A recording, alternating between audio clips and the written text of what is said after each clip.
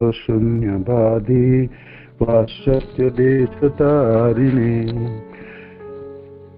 नमो विष्णुपादाय कृष्ण पृष्ठाय भूतले श्रीमते केतुदास जी महाराज इति नामिने। जय श्री प्रभुपाद की जय, गुरु महाराज की जय, आप सब भक्तवृंद की जय। ओम नमो भगवते वासुदेवाय। ओम नमो भगवते वासुदेवाय। ओम नमो भगवते वासुदेवाय। नारायणं नमस्कृत्यं नरं चैव नरोत्तमं देवीं सरस्वतीं व्यासं ततो जयमुदीरयेत्। ग्रंथराज श्रीमद् भागवत की जय। स्कंद 10 अध्याय 35 गोपियों द्वारा कृष्ण का गायन। ये जुगल गीत है, जुगल गीतों की अध्याय है। श्लोक संख्या 1, 2 और 3, 1 to 3। तो मैं दोहराता हूँ, कोई मेरे पीछे पीछे दोहरा दीजिए तो बाद में दोहरा सकते हैं। श्लोक संख्या 1। श्री शुक उवाच गोप्य कृष्ण वनं याते तम अनुद्रुत चेतस कृष्ण लीला प्रगायन्तो निन्यर्दुखेन वासरान्। श्री शुक उवाच गोप्य कृष्णे वनं याते तम अनुद्रुत चेतसः कृष्ण लीला प्रगायन्तो निन्यो दुखेन वासरान्। गोप्य कृष्णे वनं याते तम अनुद्रुत चेतसः कृष्ण लीला प्रगायन्त निन्युर्दुखेन वासरान्। आवृत्ति करना चाहते कीजिए। हरे कृष्णा, प्रणाम। श्री शुक उवाच गोप्य कृष्णे वनं याते तम अनुद्रुत चेतसा कृष्ण लीला प्रगायन्तो निन्यो दुखेन वासरान्। धन्यवाद माता जी। और कोई?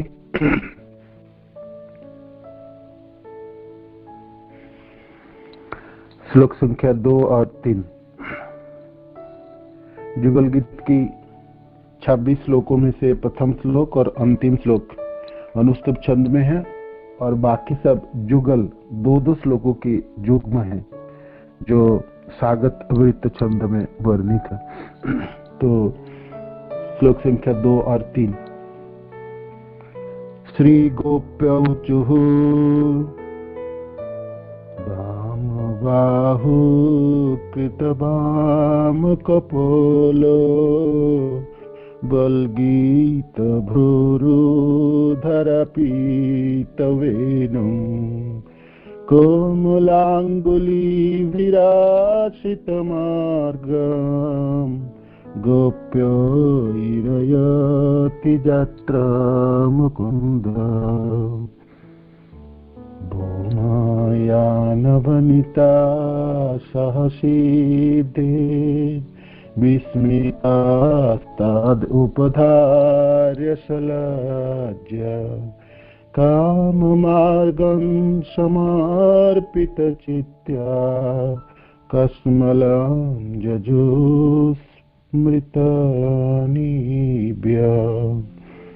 भामबाहो कृतवाम कपोलो वल्गीत भ्रूरुधरपीतवेणुं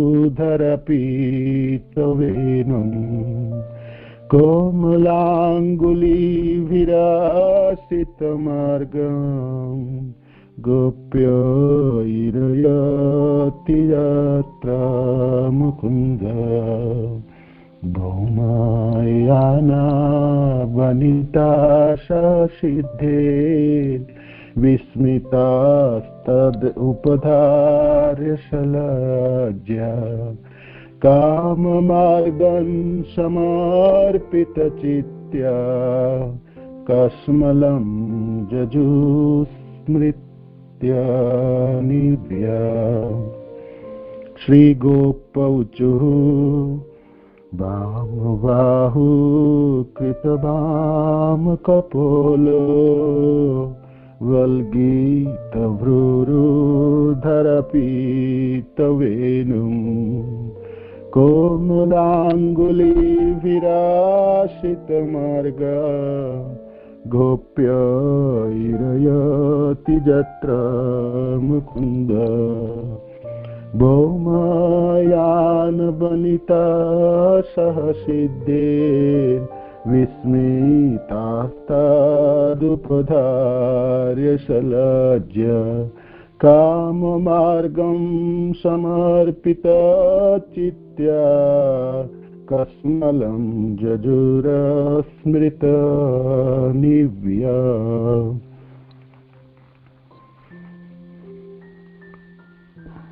शब्दार्थ और अनुवाद तथा तात्पर्य श्रील प्रभुपाद की शिष्यता श्रील प्रभुपाद की जय।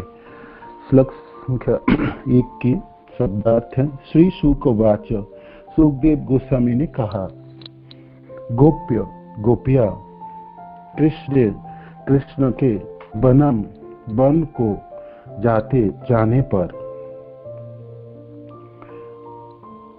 तम उसके अनुद्रुत पीछा करते, चेतसः जिनके मन कृष्ण के दिव्य लीलाएं प्रगायन्तः जोर जोर से गाती हुई, निन्यु बिताया दुखेन दुखों के साथ वासरान दिन। अनुवाद। सुखदेव गोस्वामी ने कहा, जब भी कृष्ण वन को जाते थे तो गोपिया के मन उन्हीं के पीछे भाग जाते थे और इस तरह जुगतिया उनकी लीलाओं को गान करते हुए खिन्नता पूर्वक अपने दिन बिताती थी। तात्पर्य। यद्यपि गोपिया रात्रि के समय रास नृत्य में कृष्ण के प्रत्यक्ष संग का आनंद लेती थी, किंतु दिन में कृष्ण अपना सामान्य कार्य करने में, जंगल में गौवे चराने में लगे रहते थे। उस समय गोपियों के मन उनके साथ चले जाते, किंतु उन बेचारियों की गांव में रहकर अपनी गृह कार्य करने पड़ते थे। इस तरह वियोग की पीड़ा सहते हुए वो कृष्ण की दिव्य लीलाओं का गान करती रहती थी।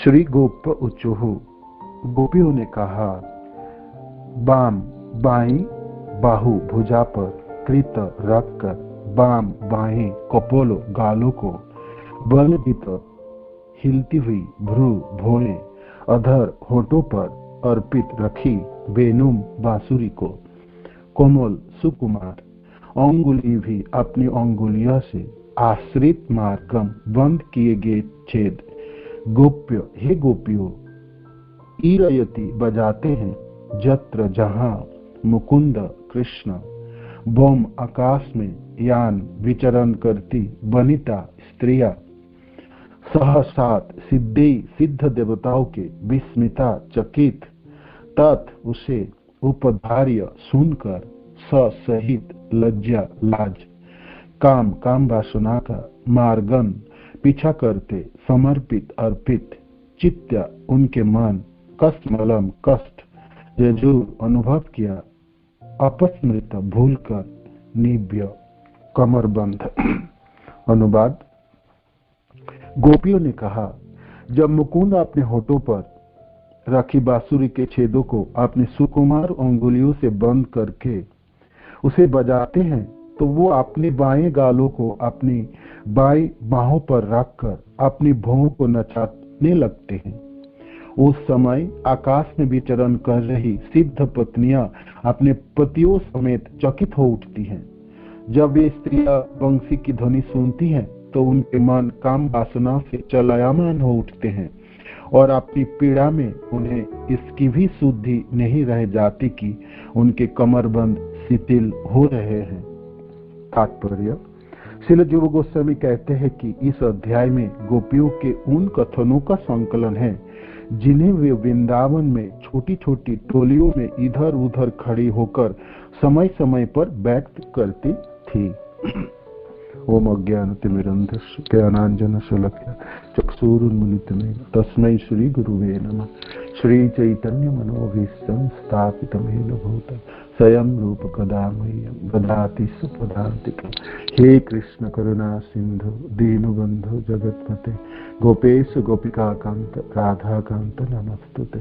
तप्त कांचन गौरांगी राधे वृंदावनेश्वरी विश्वभानुसुते देवी प्रणमामि हरिप्रिये। वांछा कल्पतरुभ्यश्च कृपा सिंधु भैर्च पतितानां पावनेभ्यो वैष्णवेभ्यो नमो नमः।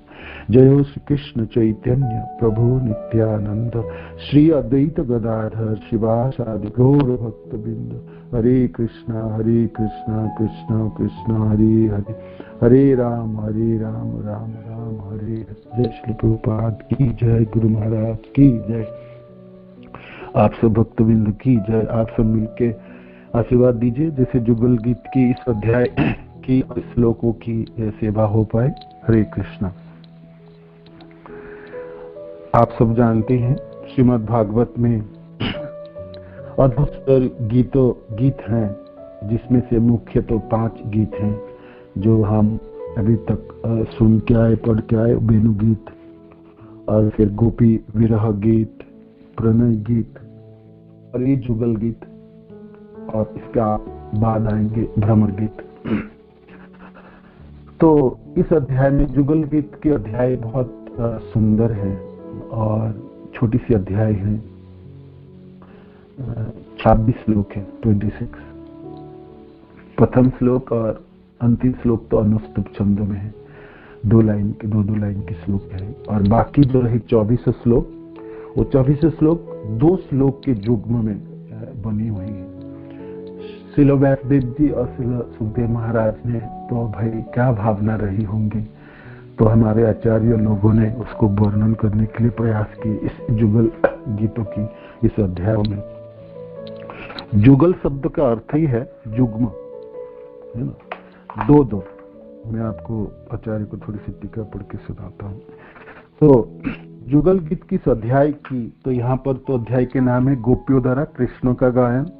श्रील प्रभुपाद की जो श्री कृष्ण बुक है, वो प्रभुपाद जी ने उस अध्याय के नाम रखे हैं गोपी विरह गान। गोपी विरह गान।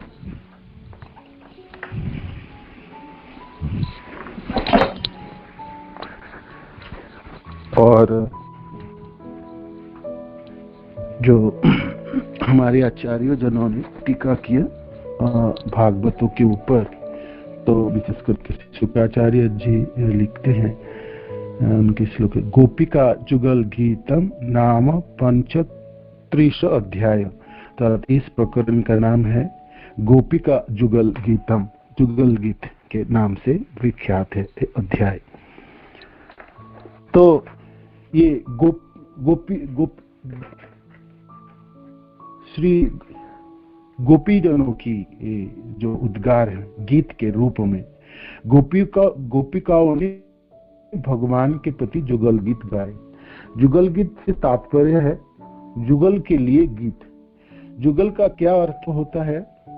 जहां 2 वस्तुएं एक में मिल जाती हैं उसे जुगल कहते हैं। जब तक 2 वस्तुएं अलग अलग रहेंगे तब तक उन्हें जुगल नहीं कहा जाएगा। संस्कृत में उन्हें 2, उभो, हेतो इत्यादि शब्दों में कहा जाता है।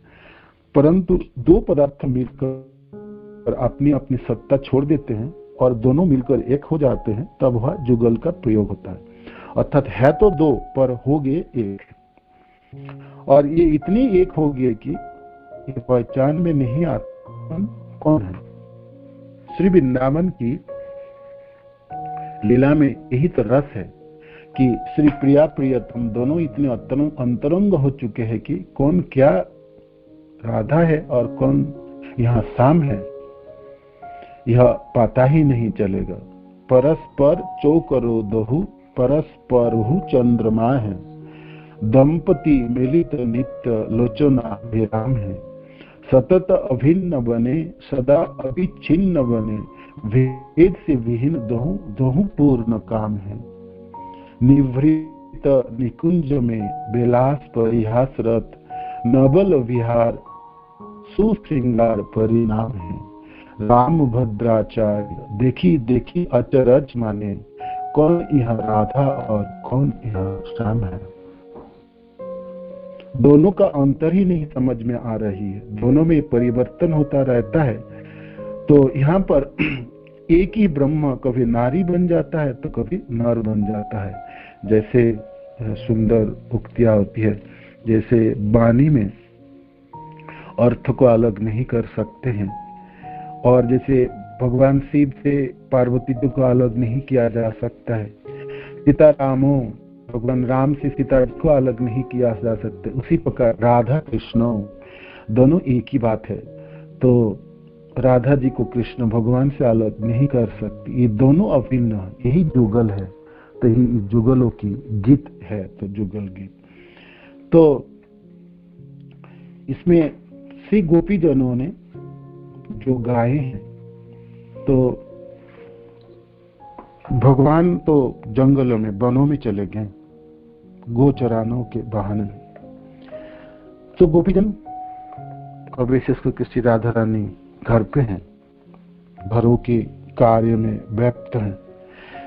शरीर से तो वहां पर भगवान के साथ नहीं है, मन से और हृदय से भगवान के साथ हैं। तो ये भगवान इस समय प्रत्यक्ष रूप में सामने नहीं है,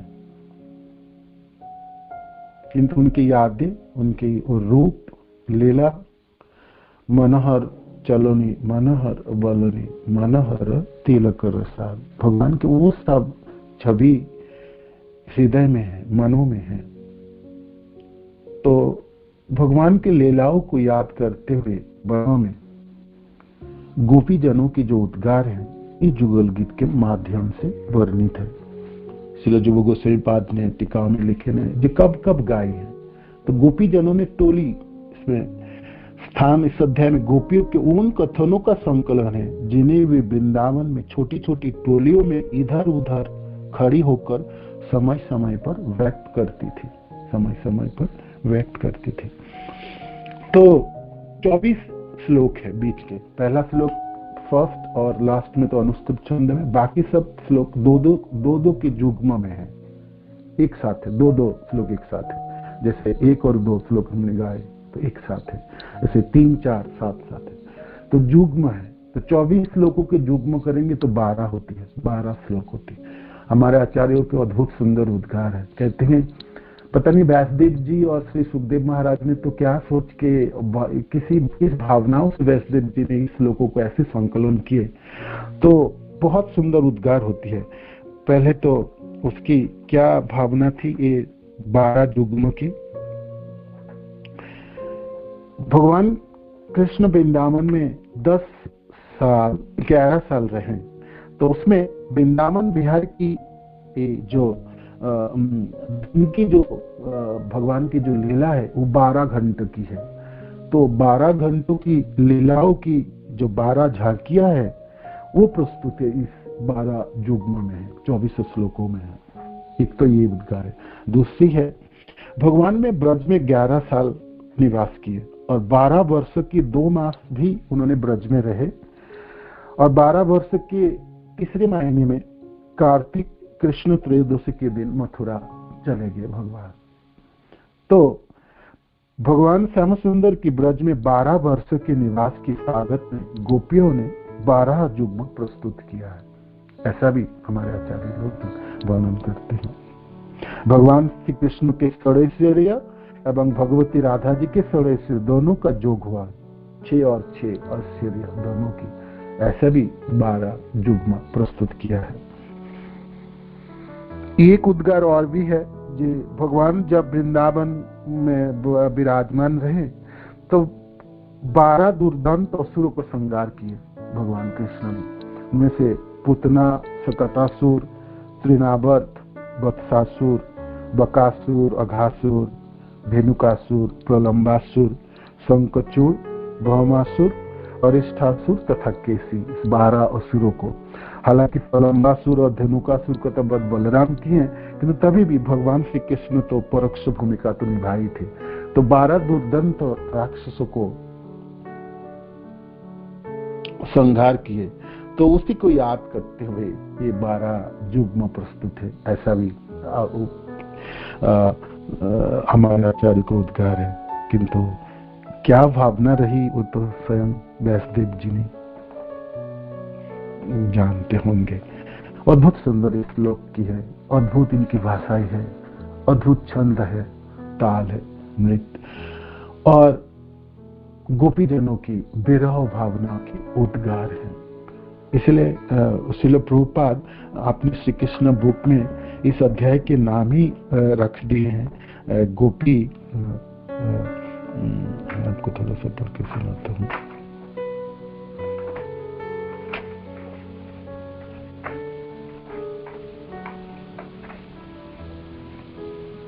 गोपियों का वियोग। हम सब माधव गौड़ीय संप्रदाय में है। हमारे संप्रदाय के नींव है वियोग, है ना। विप्रलंबा रसों में कृष्ण के आस्वादन, कृष्ण प्रेमों के आस्वादन।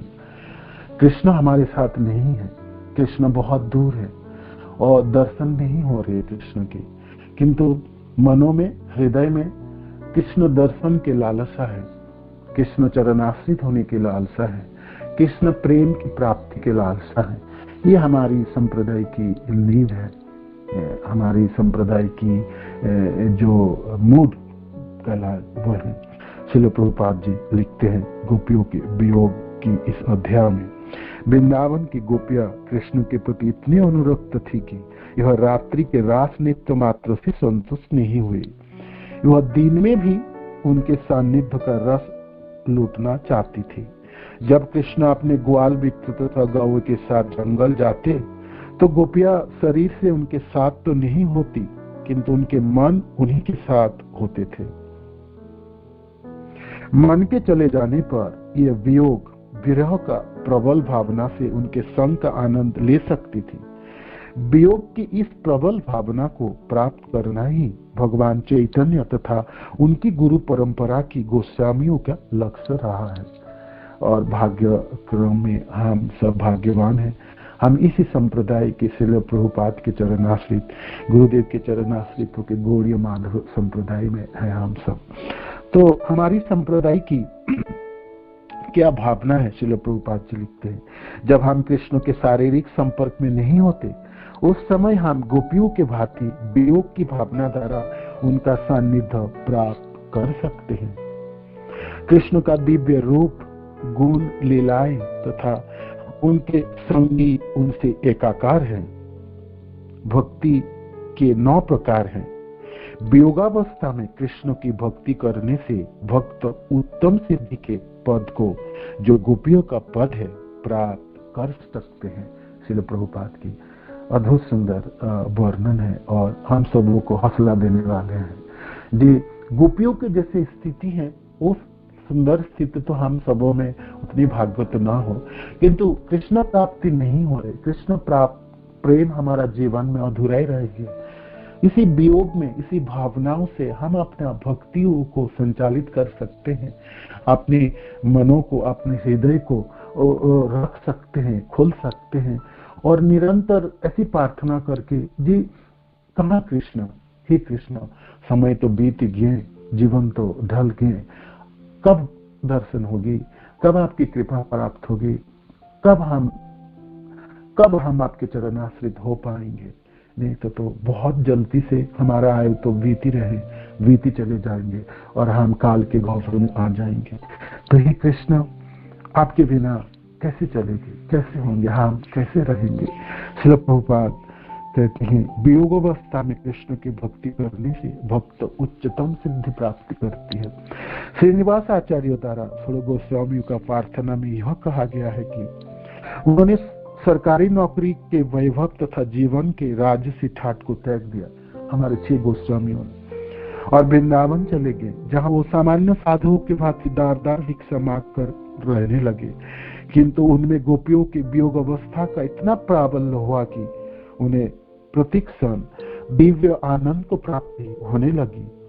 इसी प्रकार जब भगवान चैतन्य जगन्नाथपुरी में थे तो वह राधा रानी की भूमिका राधा भाव संपन्न करते हुए कृष्ण को वियोग का अनुभव करते रहे। जो लोग माधव गौड़िया संप्रदाय की गुरु परंपरा में है उन्हें कृष्ण की वियोग का अनुभव सदा करना चाहिए। हमारे लिए श्रील प्रभुपाद की ये हौसला देने वाली सब लाइन है। उनके दिव्य रूपों की पूजा करनी चाहिए और उनके दिव्य उपदेशों, उनकी लीलाओं, गुणों तथा उनके पार्षद संगियों के विषय में बातें करनी चाहिए। इससे शिष्य भक्ति की पराकाष्ठा तक पहुंच जाएंगे। कृष्ण भावनामृत की पूर्णता इसी में है कि भगवान की सेवा में लग रहकर निरंतर वियोग का अनुभव किया जाए।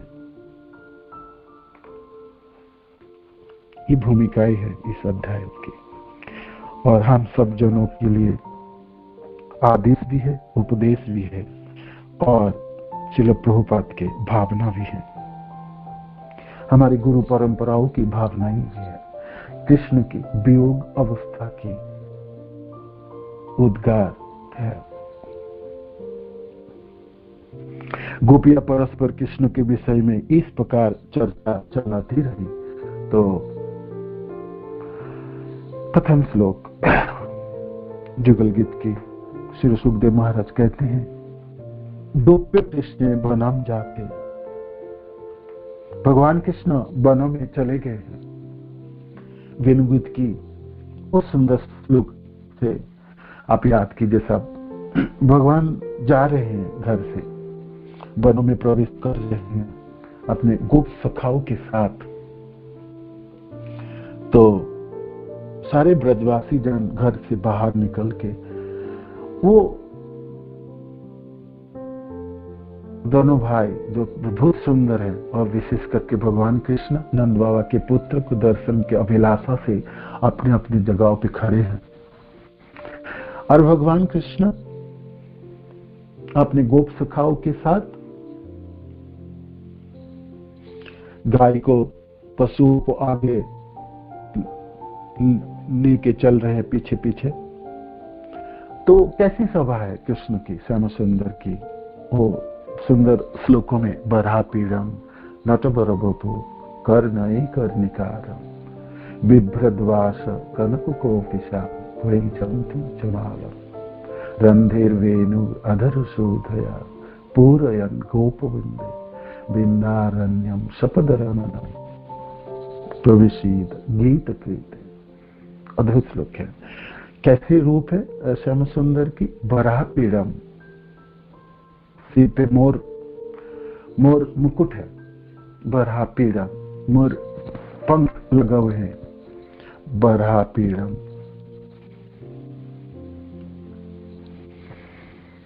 बराह पीड़म नटवर बपू कर्णि कर्णिकारम विप्रद्वास कनकोपिशां वैजन्तीं च मालां रन्ध्रार्वेणुरधरशोधया पूरयन् गोपविन्दे विन्दारण्यं सपदरामनं प्रविशीद गीत कृते।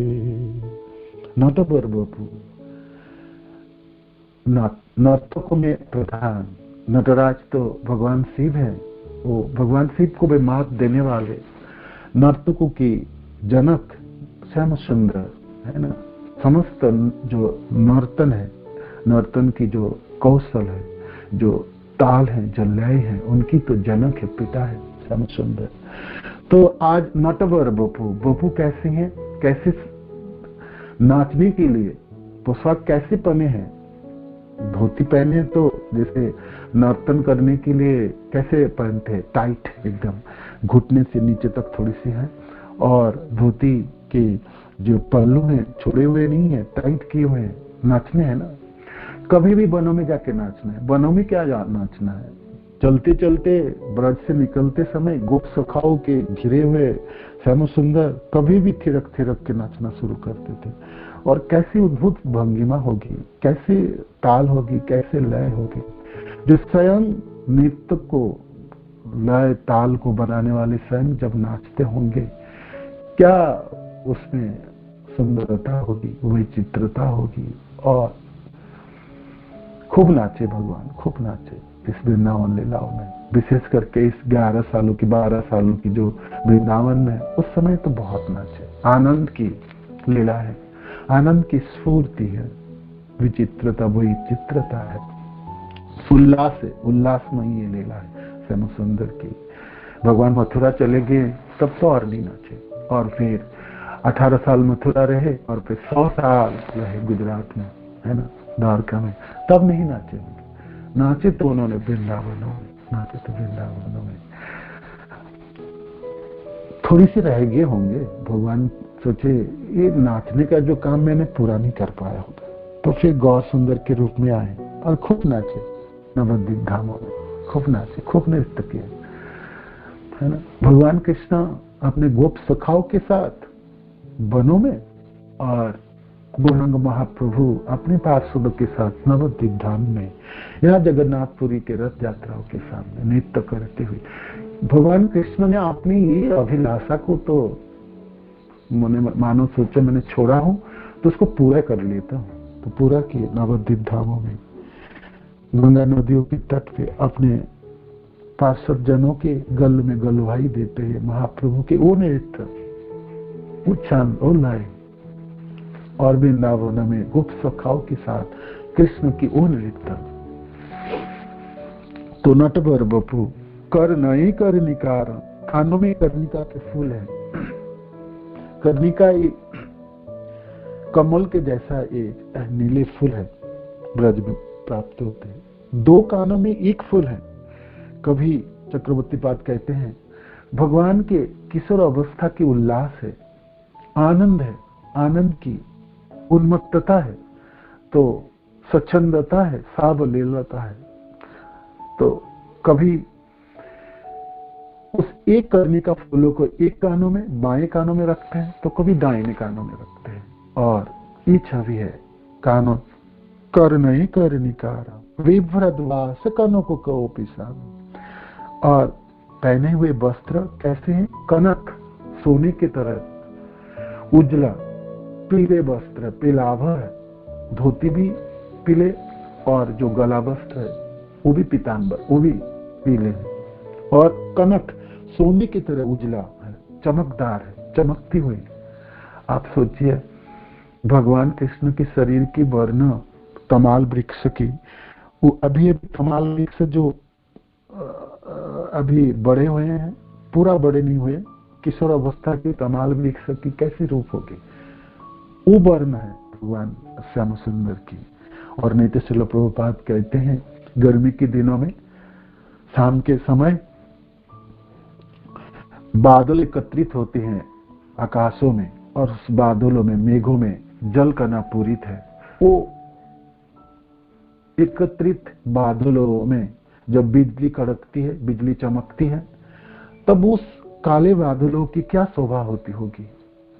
ऐसी वर्ण हमारे श्याम सुंदर की उससे भी बहुत सुंदर है, किंतु भौतिक संसारों में उपमा देने के लिए भगवान श्याम सुंदर की तो वो वर्ण है, और उसके ऊपर ये उजला कनक वस्त्र है, धोती को पहने हैं नर्तक नाचने के लिए छंद में, और गला वस्त्र को जब नाचने के समय होता है तो गले से उतर के कमर में फिर खोस देते हैं, जैसे नाचने में कोई बाधा न हो। कानों को कहो पिसाम। ऊपर सिर्फ गला वस्त्र है, ऊपर के शरीर खाली है और कुछ पहने नहीं। क्या पहनी है? वैजयंतम चमाला, 5 प्रकार के फूलों से वैजयंतों की माला है। गलों में किसने पहनाए? गुप्त सखाए ने पहनाए होंगे, जसोदा मैया ने पहनाए होंगे। तरह तरह के फूलों, हर पल हर समय तो माला में सुशोभित श्याम सुंदर है। तो माला घुटने तक है, लंबी माला है, कितनी सुंदर होगी। महाप्रभु भी ऐसे सुंदर मालाओं से सज्जित होके नर्तन करते थे। और यहाँ पर कृष्ण वैजयंतीम चमाला, तो भाई क्या क्या है? सिरों में मुकुट है, नटवर वपू, कानों में कर्णिका के फूल, पहने में कनक वस्त्र और ये माला, 5 वस्तु है ना। रंधा वेणु अधर शोधया, और अपने बांसुरियों की जो छिद्र है उसमें अपने अधरों की सुधा को डालते हुए, अपने अधर सुधाओं से सिक्त बांसुरियों में तान छेड़ते हुए वृंदावनों में प्रवेश कर रहे हैं कृष्ण। अपने श्री चरणों से धन्य करते हुए वृंदावन के भूमियों की श्याम सुंदर अपने गोप सखाओं के साथ प्रवेश कर रहे हैं। और गोप सखाओं ने उनके जसगान कर रहे हैं। भगवान वनों में प्रवेश कर गए हैं, तो चले गए श्याम सुंदर। उस समय की अब श्री गोपीजनों की दर्शन तो किए थे, एक झलक, एक क्षण की दर्शन, वो श्याम सुंदर की वो दर्शन है। गोपीजन कहती हैं, इस शरीर में 2 आंख मिले, अक्षबताम फलमीदम, आंख इस शरीर में मिले तो उसके फल क्या है? परम फल क्या है इस आंखों की, इस शरीरों में रहने की? वो दोनों, वो कृष्ण को दर्शन के लिए, श्याम सुंदर की इस रूप को दर्शन करने के लिए आंख है। आंखों की सर्वात्मक जो फल है, सबसे बड़ी फल है इस रूप, इस झांकी को दर्शन के लिए, है ना। जब श्याम सुंदर सब अपने अनुरक्त जनों की, विशेष करके अपने प्रियसी जनों की दर्शन करते हैं अपने चितवनों से, पिछड़े चितवनों के देखते हुए प्रेम पूर्ण आंखों से दर्शन करते हुए श्याम सुंदर वनों में प्रवेश कर रहे हैं। गोपीजन कहते हैं, अक्षमितम फलमेदम, हम मानते हैं हमारे चाव से शरीर में आंखों की ये सबसे बड़ी फल है। अक्षबताम फलमीदम ना परम विदाम, सख्य पशुन अभिषेक विरक्ष, वक्त्रम वजेश सुतया, अनुबेन जुष्टम, जिर्वा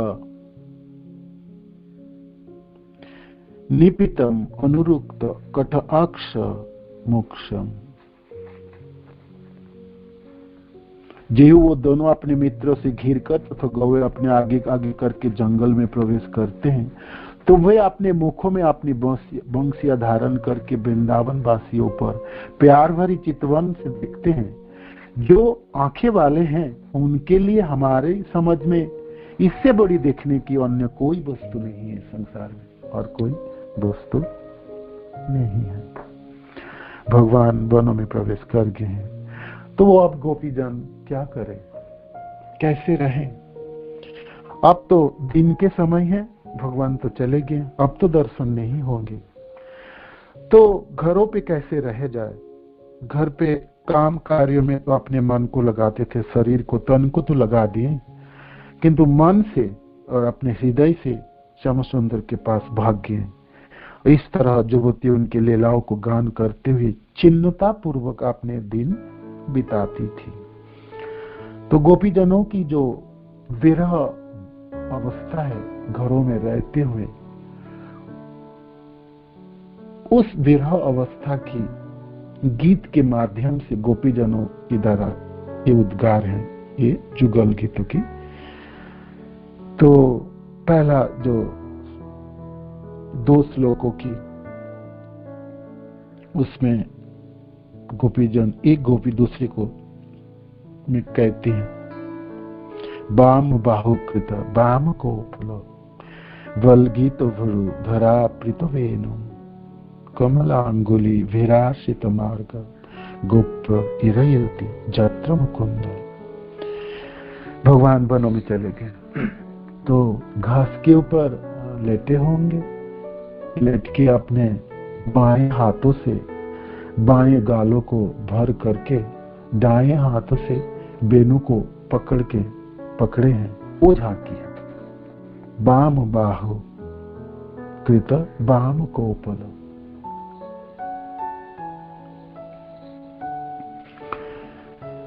वल्गीत भुरु धरा प्रीतवेनु।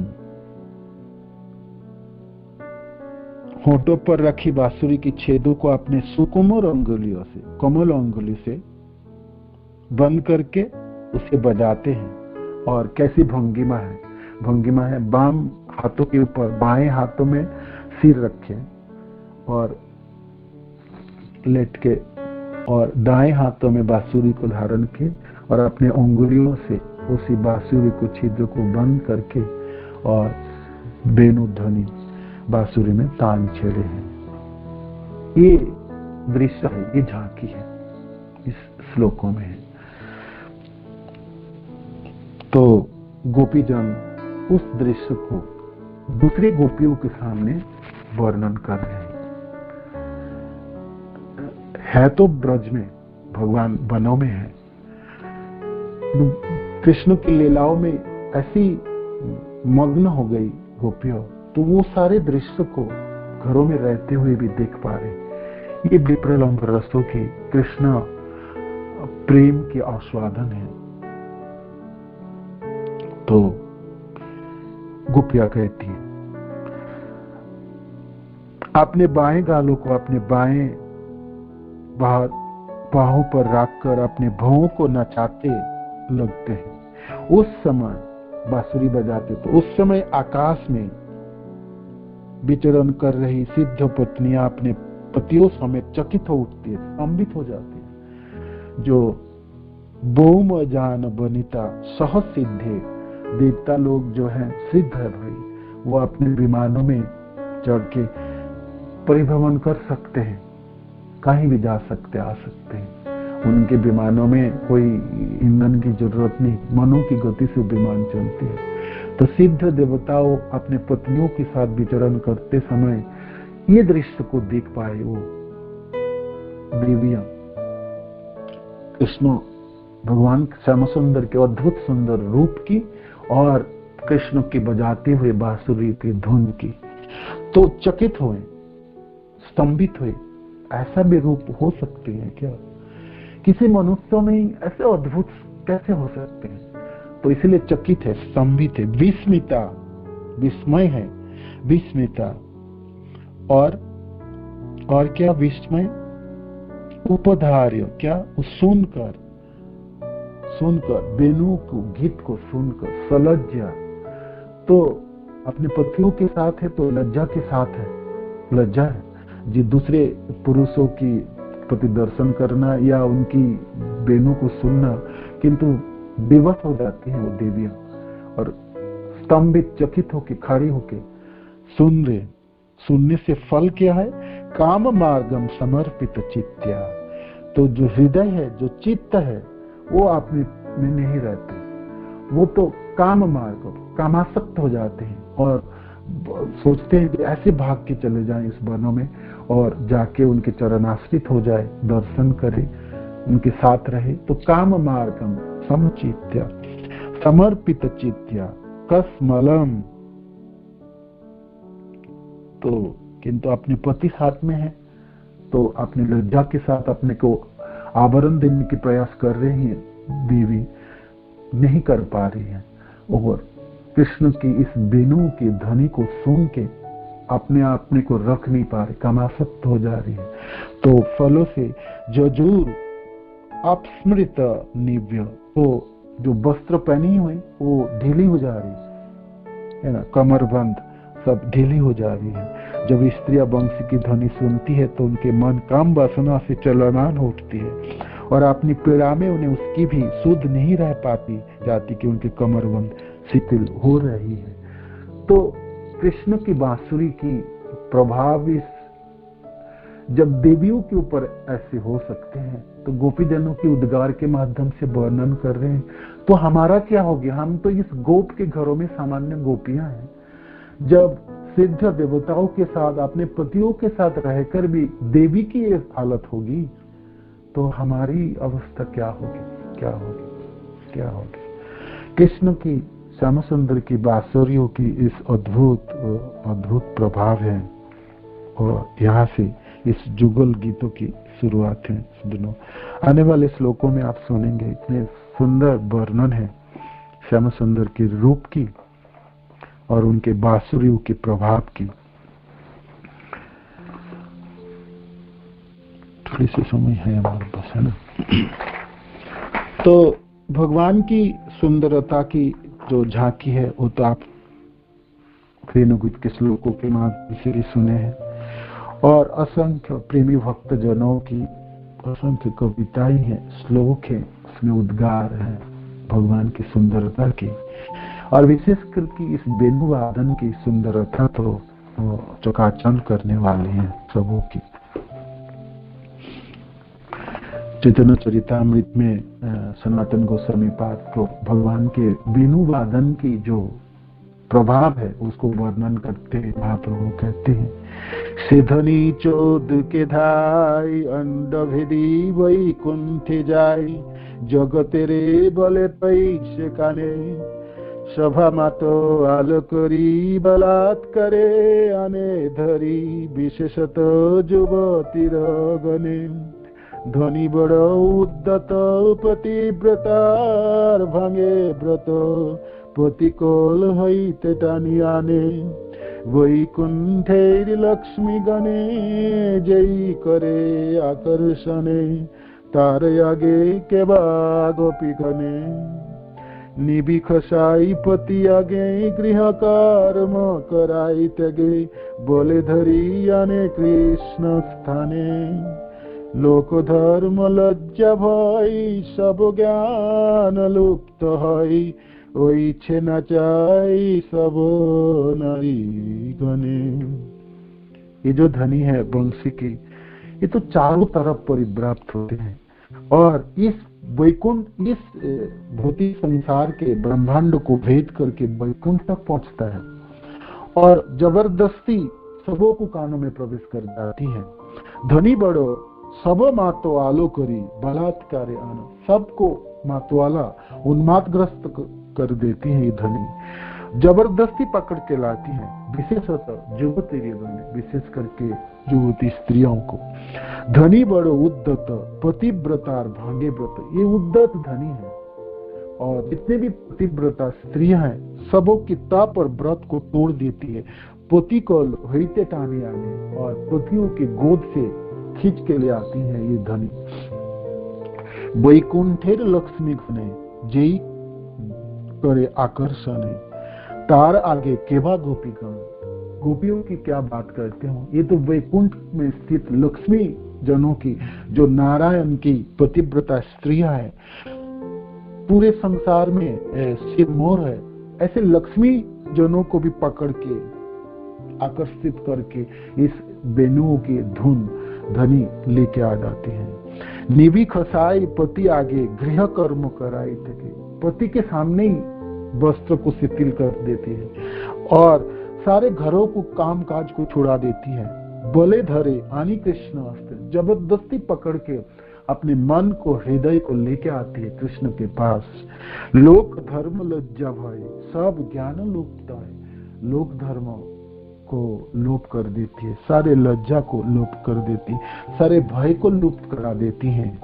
यही छे नाचाए सब नारी गाने, ऐसे नाचाती है इस वेणु की धुन, ऐसे नाचाती है।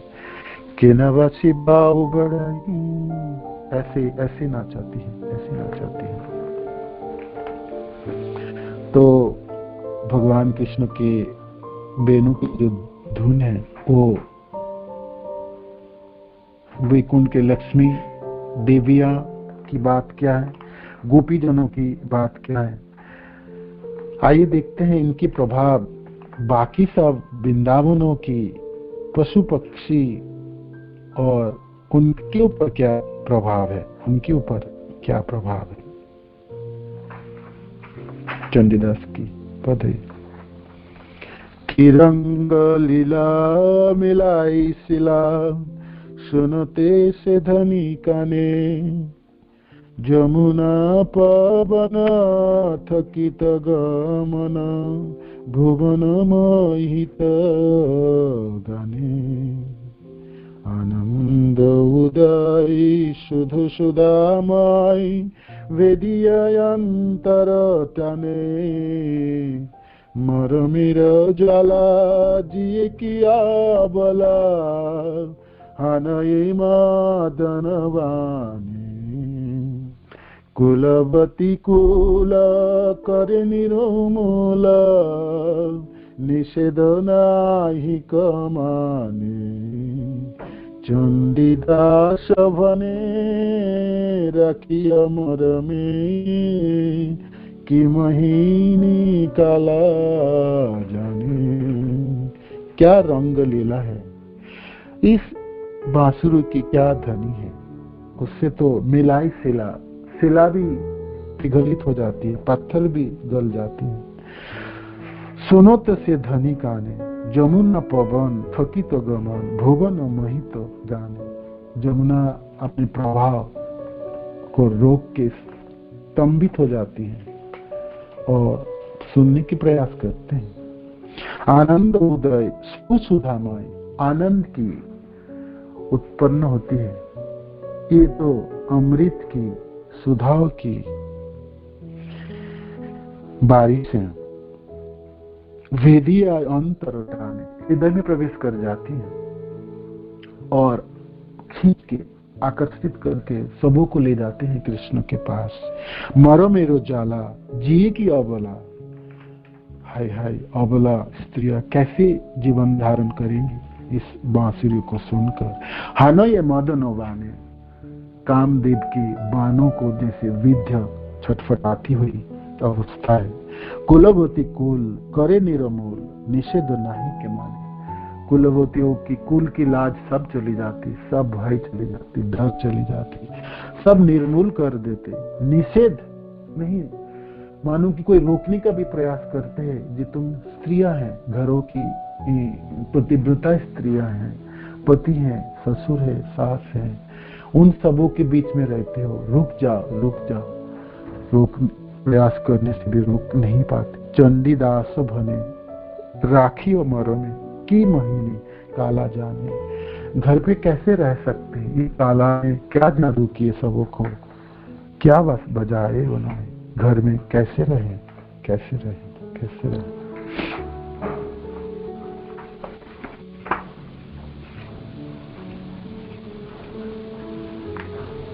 ये तो हुई गोपी जनों की दशा, देवियों की दशा, लक्ष्मी जनों की दशा। आइए बाकी जनों की क्या दशा है ब्रज में। सुनीले वेणुर रब बन माझे धेनु सब, माथा तुली व्याकुल नयने। इति उति फिरे चाय, तृणा पत्र नहीं खाई, छूटे जाई श्याम दर्शने। যমুনা উজান বই ধ্যানে চিত্ত নাহি রাই যোগী মুনি ছাড়ে সব ধ্যানে। सुनीले वेणुर रब बनो माझे धेनु सब माथा तुली व्याकुल नयने। जब भगवान श्याम सुंदर वेणु बजाते हैं तो उसी के ध्वनि को सुन के जो गाय है सब अपने घास चढ़ते हुए छोड़ देते, अपने सिर को ऊपर करते हुए सुनने के प्रयास करती है। माथा तुली व्याकुल नयने, और सिर को ऊपर उठा के व्याकुल नयन से कुछ देखने की प्रयास करती है, समझने की प्रयास करती है, ये ध्वनि आ कहां से रही है। इति उति फिरे चाय, तीनों पत्र नहीं खा, और इधर उधर देखती हुई घास खाना छोड़ देती है। छूटे जाए श्याम दर्शन, भाग के चले जाती है जहां पर श्याम सुंदर बांसुरी बजा रहे हैं उनके दर्शन के लिए। गायों की दशा है। जमुना उजान बई ध्यान चित्त नहीं रही, जोगी मुनि छाड़े सब ध्यान। तो जमुना उजान, जमुना जी प्रभावित हो रही थी तो रुक जाती है उनकी प्रभाव और उल्टे बहना शुरू करती हैं। ऐसे स्तंभित और चकित हो जाती है स्वयं जमुना जी, अपने प्रभाव को रोक देती है, सुनने के प्रयास करती हैं उस ध्वनि को, बांसुरी को, उस धुन को। ध्यानी चित्त नहीं रहे। और जो जोगी जन, जो ध्यानस्थ है, वो अपने ध्यानों में मन नहीं लगते। जोगी मुनि छाड़े सब ध्यान, सब ध्यान को छोड़ देते। साखी सखे बसी पाखी, मुदिया रहे आखी, नवीन नीरद अज्ञान। सती छड़े निजपति, लज्जा छड़े कुलवती, खुले जाई निविर बंधन। पाप पुण्य धर्म धर्म, भाल मंद कर्मा कर्म, क्षुण्ण हई सकल नियम। मृतदेह पाई प्राण, मुख करे वेद ज्ञान, शुष्क तरु सभी किशलये। सुगंधे मंजरी फोटे, गुंजरी भ्रमरा छूटे, माते तारा मकरंद पिए। घन घर बरिसाई, बसंत बहिया जाई, पिक बधु गाई कलटनी। जरा जीर्ण देह माझे, नवरसे प्राण राजे, श्यामर बांसुरी मधुगानी। शाखाओं में बैठे हुए पाखिया आंख बंद करके उस नवीन नीरद की बांसुरी की ध्वनि को सुनने की प्रयास करती है। सती अपने पति को छोड़ के, लज्जा और कुलों के मान मर्यादा को छोड़ के,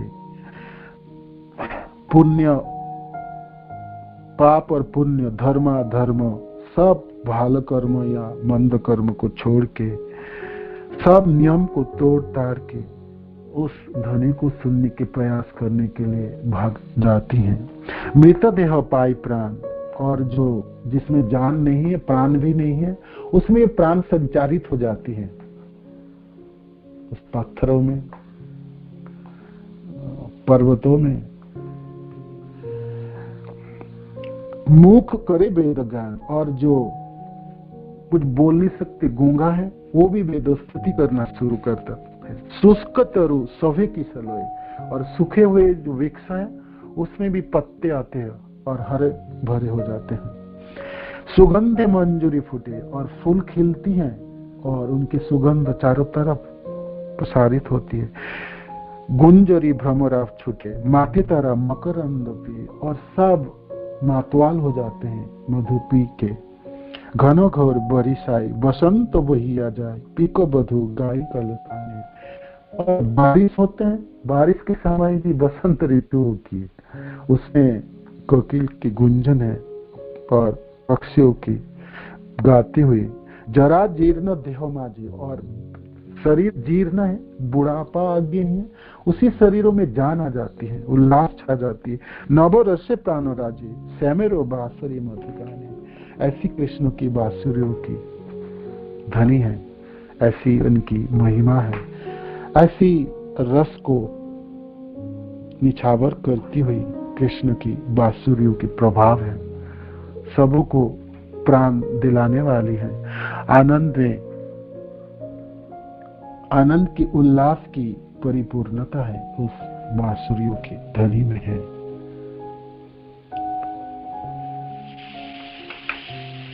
ये झांकी है इस जुगल गीतों की इस दोनों अध्याय में। हरे कृष्ण। जय श्री प्रभुपाद की जय, गुरु महाराज की जय। समझ तो चली गई। कभी भी किसी को कोई प्रश्न है, कुछ कोई याद करना चाहते हैं, कीजिए। बहुत सुंदर श्लोक है, आगे वाले दिनों में आप सुनेंगे। 24 में से 2 हुए, बाकी 22 रहे अभी श्लोक। हरे कृष्ण। हरि बोल।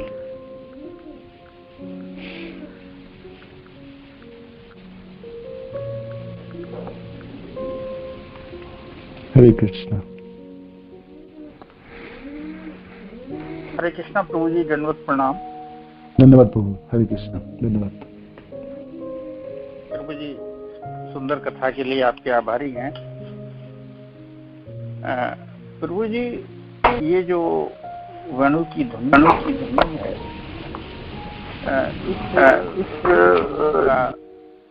जब ब्रह्मा जी के कानों में पड़ती है तो वेद उच्चारित करती है। जहाँ जहाँ आपने अभी वर्णन किए, उनके स्वाभाविकता है उसको बदल देती है या वो स्वाभाविक स्थिति में आ जाते हैं। ये क्या रहस्य है? कहीं पर कुछ प्रभाव है, कहीं पर कुछ प्रभाव है, ये क्या रहस्य?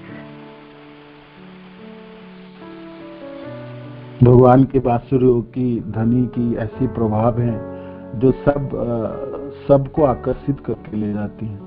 तो भाई हम तो कृष्ण के अंश है ना, तो हमारा स्वरूप है कृष्ण के साथ रहने की, कृष्ण प्रेम प्राप्ति करने की और आनंद की, वो आनंद प्राप्त करने का वो हृदय में तो है, मनों में है, जो प्राप्ति होती नहीं इस भौतिक संसारियों के गुणों के आवरण से हम आच्छादित हो गए, इस शरीर से आच्छादित हो गए और दुखमय संसार में पड़ के दुखों के सागरों में हम आ गए।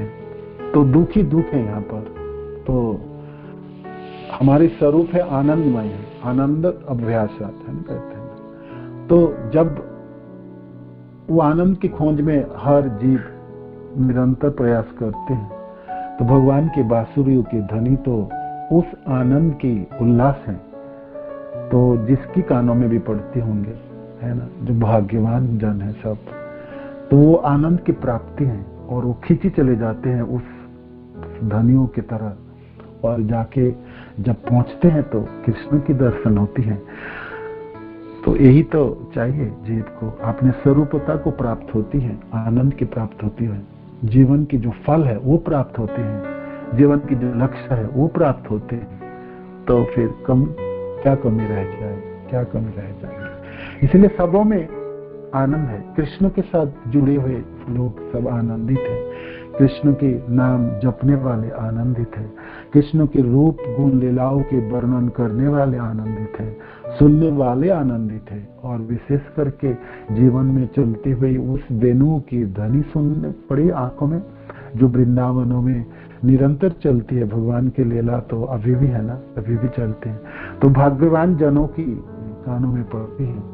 तो वो देव हो, देवी हो, मनुष्य हो, पशु हो, पक्षी हो, पत्थर हो, सबों में जान डालती है ना, प्राण को संचार करती है। कृष्ण की वेणु की ऐसे अद्भुत प्रभाव है, अपने स्वरूप में ले आती है सबों को, जीवों को। वो अभी तो भूले हुए हम सब, हम जानते हैं हम तो शरीर में जकड़ गए, हम अपने नामों में, अपने धनों में, अपने जनों में है। अपना जो स्वरूप है आनंदमय, उसमें उसको प्राप्ति हो जाती है। तो इसीलिए आप वेणु की ध्वनि सुनने की प्रभाव है, स्वरूपों का प्राप्ति है। हरे कृष्ण। वाञ्छाकल्पतरुभ्यश्च कृपा सिन्धुभैव च पतितानां पावनेभ्यो वैष्णवेभ्यो नमो नमः। जय श्री प्रभुपाद की जय, गुरु महाराज की जय, निताय गौर प्रेमानंद। हरि बोल।